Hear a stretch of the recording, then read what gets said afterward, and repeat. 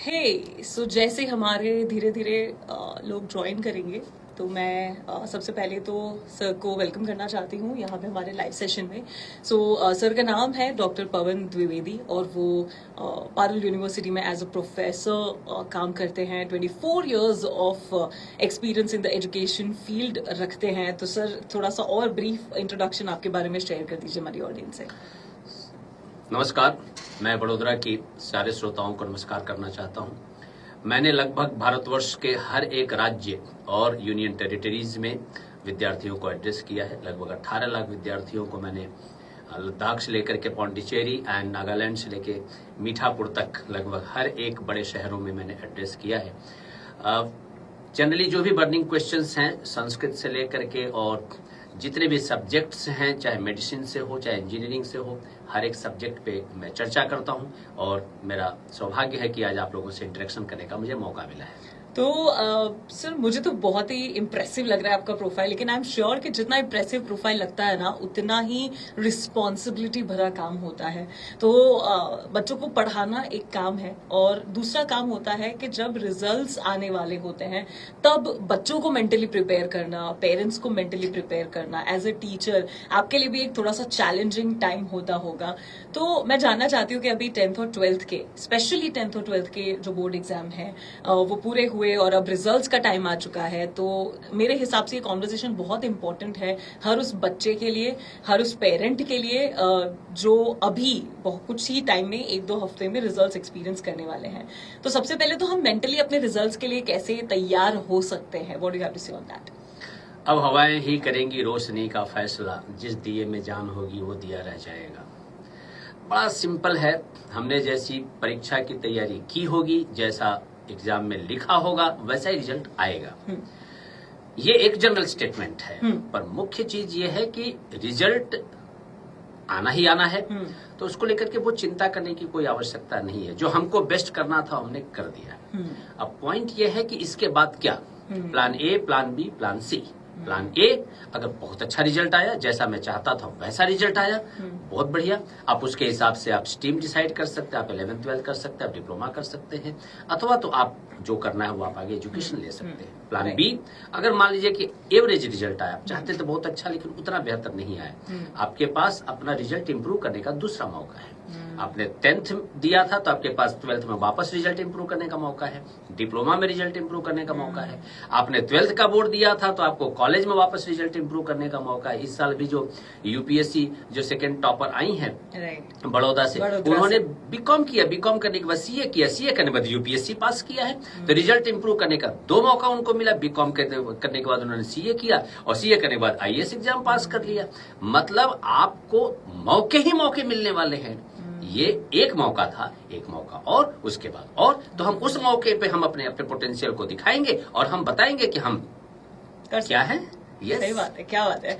लेकिन ये बात बच्चों के लिए समझना, मतलब एक होता है ना कि बच्चे जो होते हैं वो शायद इंटरनली खुद के रिजल्ट से सेटिस्फाइड भी हों, लेकिन कहीं ना कहीं पेरेंट्स के रिएक्शन भी बहुत मैटर करते हैं कि वो अपने बच्चे को कैसे देखते हैं। Because as a kid I think आपकी जो दुनिया होती है वो या तो आपके जो दोस्त होते हैं डायरेक्ट वो होते हैं, और सबसे ज्यादा इंपॉर्टेंट होता है कि आपके माँ बाप आपके बारे में क्या सोचते हैं। तो जितने पेरेंट्स हैं जो ये वीडियो अभी देख रहे हैं या देखेंगे, जिन तक पहुंचेगा, उनको आप क्या कहना चाहते हैं? कैसे बच्चों के रिजल्ट्स को हैंडल करें? अच्छा आए या बहुत अच्छा आए या अच्छा ना आए या बच्चा फेल हो जाए? तो देखिए, सबसे पहले मैं पेरेंट्स से दोनों हाथ जोड़ के निवेदन करना चाहता हूं कि बच्चों से बातें करें।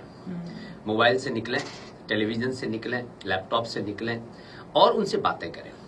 उनसे जब बातें करेंगे तो बहुत सारी चीजें पता चल जाएंगी। हो सकता है रिजल्ट आने से पहले ही उनको पता चल जाए कि क्या रिजल्ट आने वाला है, तो उस हिसाब से अपनी स्ट्रेटेजी प्लान कर सकते हैं। दूसरी चीज, पेरेंट्स उन अध्यापकों से मिले जिन अध्यापकों ने विद्यार्थियों को पढ़ाया है। मतलब टीचर्स से इंटरेक्ट करें, चाहे वो कोचिंग इंस्टीट्यूशंस हो, चाहे ट्यूशन क्लासेस हो, चाहे स्कूल हो, जहां पे हमारे बच्चे ने पढ़ाई की। तो हमारे टीचर्स को लगभग पता होता है कि बच्चे का क्या रिजल्ट आने वाला है। तो पहले से हम प्रायर प्रिपरेशन करके रखें। रिजल्ट आने से पहले हम घर का एक ऐसा माहौल बनाएं जिससे अगर रिजल्ट फेवर में न भी आए तो भी बच्चे को कोई दिक्कत महसूस ना हो। और अगर रिजल्ट अच्छा आता है तो मेरे पास पहले से प्लानिंग, मान लीजिए 12वीं बोर्ड का रिजल्ट आ गया है तो मेरे पास फार्मेसी करवाना है, तो गुजरात की अथवा भारतवर्ष की कौन सी बेस्ट फार्मेसी इंस्टीट्यूशंस हैं, क्या कट ऑफ रहा लास्ट ईयर, उस कट ऑफ के बेस पे मेरे पास इंस्टीट्यूशंस की लिस्ट हो। अगर इंजीनियरिंग करवाना है तो इंजीनियरिंग में गुजरात अथवा भारतवर्ष की कौन सी बेस्ट इंस्टीट्यूशंस हैं, हमारे मेरिट के हिसाब से कहाँ पे एडमिशन मिल सकता है। अगर मान लीजिए कि मुझे BMS अथवा BHMS करना है, फिजियोथेरेपी करना है, नर्सिंग करना है, अथवा BBA करना है, BA करना है, BCom करना है, कोई भी कोर्स करना है, तो लिस्ट ऑफ इंस्टीट्यूशंस मेरे पास तैयार हो।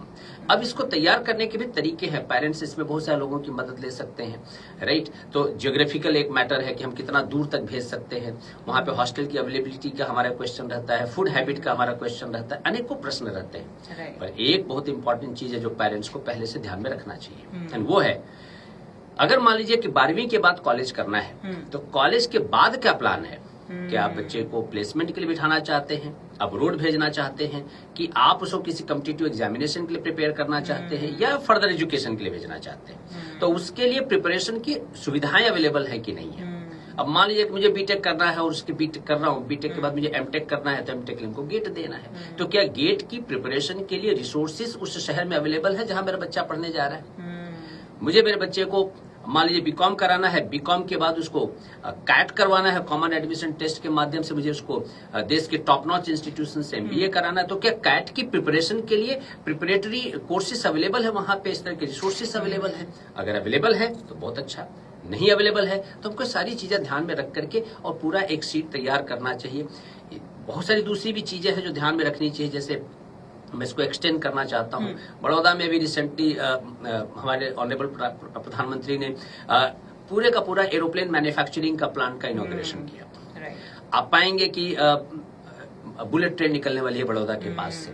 ऐसे अनेकों चीजें बड़ौदा के आसपास में हो रही हैं। तो वहां पे क्या करियर ऑप्शंस हैं, मेरा बच्चा कौन सी चीज पढ़ाई करे, तो वहां पे जो एयरक्राफ्ट मैन्युफैक्चर होने वाले हैं तो उसमें वो काम कर सकता है। ये बुलेट ट्रेन निकलने वाली है तो इस पूरे प्रोजेक्ट में मेरी संतान कैसे काम कर सकता है। इन प्रोजेक्ट्स को ध्यान में रख करके भी हम ऑप्शंस आइडेंटिफाई कर सकते हैं। पेरेंट्स इन सब चीजों पे चर्चा करें, परिवार में बातें करें, तो रिजल्ट थोड़ा ऊपर नीचे होता भी है तो भी हमारे लिए फेवरेबल ही होगा। Right, very true, very true.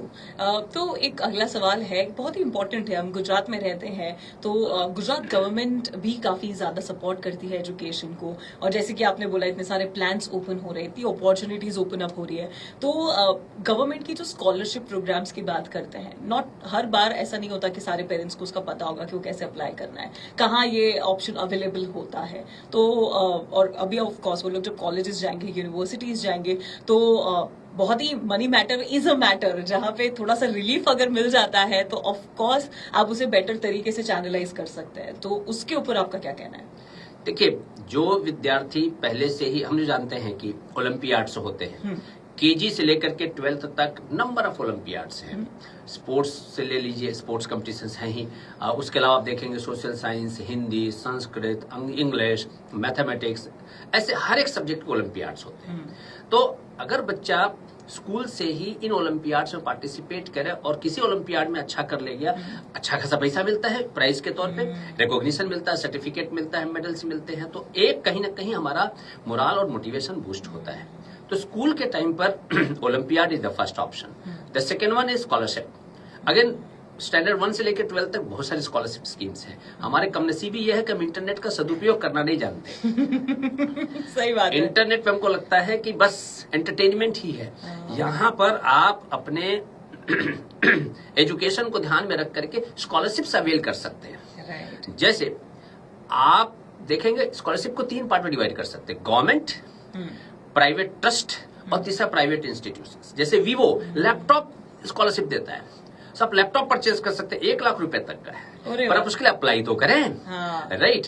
आपको फेसबुक स्कॉलरशिप देता है, तो ये सब प्राइवेट, रिलायंस देता है और बहुत सारी प्राइवेट कंपनी देती है। इसी तरह से JD बिरला, टाटा, ऐसे अनेकों, RD बिरला, टाटा, ऐसे अनेकों स्कॉलरशिप स्कीम्स हैं जो ट्रस्ट के माध्यम से आते हैं। एंड भारत सरकार AICT का है, UGC का है, लड़कियों के लिए अलग से स्कॉलरशिप स्कीम्स हैं।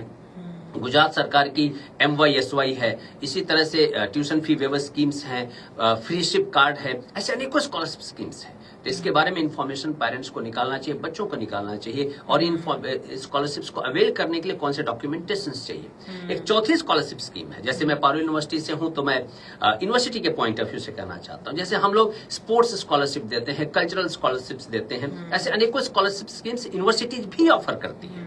तो आप यूनिवर्सिटी के एडमिशन सेल में जाएं और पता करें कि कौन सी स्कॉलरशिप स्कीम्स है, मैं क्या उस स्कॉलरशिप स्कीम में फिट हो सकता हूं। अगर हो सकता हूं तो उसके लिए मुझे क्या डॉक्यूमेंट्स चाहिए, वो डॉक्यूमेंट्स कहां से मिलेंगे, वो डॉक्यूमेंट्स मैं एडवांस में तैयारी करके रखूं, ताकि जो ही रिजल्ट आता है तो मैं उस स्कॉलरशिप को अवेल करके मैं एडमिशन लेकर के पढ़ाई कर लूं।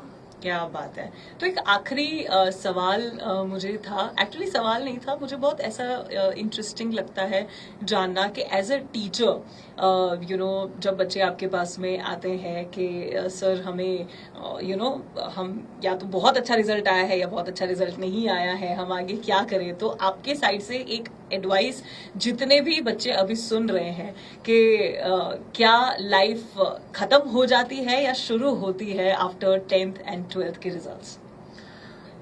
जहां उलझन है वहीं पे जो उलझा है वही सुलझा है। हाँ। जगत में जितने भी बड़े काम हैं वो जीरो से ही हुए। भगवान राम गद्दी मिलने वाली थी, अचानक पता चला पूरा राजपाट खत्म हो गया, जीरो पे चले गए, और वहां से उन्होंने यात्रा शुरू की, मर्यादा पुरुषोत्तम भगवान श्री राम हो गए। पांडव अचानक पूरा इंद्रप्रस्थ चला गया, जुआ में हार गए, सब कुछ खत्म, जीरो हो गया, वहां से उन्होंने जर्नी शुरू की और पूरे का पूरा महाभारत जीता। कभी भी आप देखेंगे, महाराणा प्रताप का उदाहरण उठाएं, आप छत्रपति शिवाजी महाराज का उदाहरण उठाएं, आप देखें इतिहास पूरा भरा हुआ है उन लोगों से जो अचानक सफलता से कहीं ना कहीं ग्राउंड जीरो पे आ गए, और वहां से उन्होंने वापस टेकअप जो किया है वो आसमान तक, फर्श से अर्श तक पहुंचे हैं। तो अगर रिजल्ट कहीं पे भी गड़बड़ आया, इसका मतलब अपॉर्चुनिटी है मुझे अपने आप को फिर से ठीक करने का। ऐसे अनेकों चीजें हैं, मैं आपको एक छोटा सा एग्जांपल देता हूं, अपॉर्चुनिटीज कैसे इनकरेज किया जाता है। एक लड़का जो है टैक्सी में जा रहा था बिहार में, और उसको अचानक टैक्सी वाले से कुछ दिक्कत हुई, टैक्सी वाले ने उतार दिया। उस लड़के ने सोचा ऐसे तो कितने लोग फंसे होंगे, और उसने इस अपॉर्चुनिटी को एनकरेज किया, ओला कैब चालू कर दिया, और आज $8 बिलियन का बिजनेस तैयार हो गया। ऐसे अनेकों एग्जांपल्स इतिहास में भरे पड़े हैं कि अगर असफलता आई है, रिजल्ट हमारे फेवर में नहीं आया, मैं फेल हो गया, इसका मतलब भगवान मुझसे कोई बड़ा काम कराना चाहता है। सही बात है। और वो काम कौन सा है, वो सोचने के लिए बैठना पड़ता है। रिजल्ट अच्छा आया, इसका मतलब भगवान आपको कुछ सीखने का मौका देना चाहता है। आप पढ़ाई करो, आगे जाकर के आप काम करोगे। सो मैं चाहता हूं कि अगर रिजल्ट आपके फेवर में नहीं आता है तो आप इसको बढ़िया से एनालिसिस करें कि क्या मुझे करना चाहिए। क्या बात है, थैंक यू सो मच। मुझे ऐसा लगता है कि अगर ऑफ कोर्स मेरे घर पे जो बोर्ड एग्जामिनेशन जब मैंने दी थी उस टाइम पे तो मेरे जो पेरेंट्स थे उन्होंने बहुत ही एक ही सिंपल सी चीज बोली थी कि बेटा तू पास हो जाएगी। मैंने बोला हाँ मैं हो जाऊंगी, ठीक है तो फिर पार्टी और उन्होंने बोला अगर तू फेल हुई तो मैं डबल पार्टी दूंगा। मैंने बोला क्यों? तो वो बोलते हैं कि बेटा जिंदगी में जो जितना जल्दी फेलियर से डरना बंद कर देता है ना, वो आगे जाके उतना ही विनर बनता है। तो ये मेरे पेरेंट्स ने मुझे सिखाया था, और उसके बाद में मैंने रिजल्ट्स की एक्चुअल में लाइफ में किसी भी चीज को लेकर चिंता करनी बंद कर दी। मैं एक पॉइंट ऐड करना चाहूंगा। डेफिनेटली 1882 में लोकमान्य बाल गंगाधर तिलक, वही गणपति बप्पा मोरया जो हम सेलिब्रेट करते हैं, जिस परंपरा को जिन्होंने शुरू किया था, उन्होंने एक बात कही थी, मैं आपके सामने रखना चाहता हूं। उन्होंने कहा था यदि भारत को स्वतंत्रता चाहिए तो मशीन दिला सकती है, भारत के लोगों को भोजन करना है तो मशीन ही दिला सकता है, भारत के लोगों को यूरोपियन देशों की तरह डेवलप करना है तो मशीन ही दिला सकता है विकास की परिभाषा। मैं चाहता हूं कि आपको जब भी टाइम मिले एक कम से कम मशीन बनाना सीखो, मशीन की रिपेयरिंग करना सीखो, मशीन की सर्विस करना सीखो। रिजल्ट जो भी आए, अगर मशीन बनाना आता होगा, मशीन रिपेयर करना आता होगा, मशीन की सर्विस करनी आती होगी, तो मैं दावे के साथ छाती ठोक के कहना चाहता हूं जीवन में कभी भी पलट करके दुखी होने का मौका नहीं मिलेगा। क्या बात है, क्या बात है। ये पहली बार सुना मैंने ये मैंने पहली बार सुना है कि मशीन को लेके हम इतने इतने पर्टिकुलर हो रहे हैं। पर आई थिंक जितने भी लड़के हैं मेरे आसपास, तो जितने भी लड़के हैं ना, मैं सबको ऐसे ही देखती हूँ कि उनकी एक जेब में स्क्रू ड्राइवर होता ही है लेकिन आई एम श्योर कि आज की इस कॉन्वर्सेशन के बाद बहुत सारे बच्चे हैं, फैमिलीज हैं जो बहुत मोटिवेटेड फील करने वाली है और जो उन्हें करना भी चाहिए, because this is the exact right time जहां से उन बच्चों की जिन्होंने इतने हार्ड टाइम से होके गुजर के वो बोर्ड एग्जाम दी है, वो प्रेशर से अब उनकी लाइफ में एक ब्यूटीफुल टर्न आने वाला है। तो वो टर्न अच्छा हो उसके लिए ये एक छोटी सी कोशिश थी कॉन्वर्सेशन के रूप में जो हम आप तक लेके आए हैं। तो आई होप कि आपने ये सुना होगा, आपको अच्छा लगा होगा, और अच्छा लगे तो आप ये जो वीडियो है डेफिनेटली आपके सभी पीयर्स के साथ शेयर कर सकते हैं, उन बच्चों के साथ शेयर कर सकते हैं, उन पेरेंट्स के साथ शेयर कर सकते हैं जिनके घर में बच्चे हैं जो 10th और 12th अब बस पास करने ही वाले हैं। एंड आई होप कि सबके सब फ्लाइंग कलर्स से पास हो और ऐसी अमेजिंग कॉन्वर्सेशंस हम आप तक लेके आते रहेंगे, that's for sure. This is RJ Pooja signing off. Thank you so much sir for joining us. Thank you.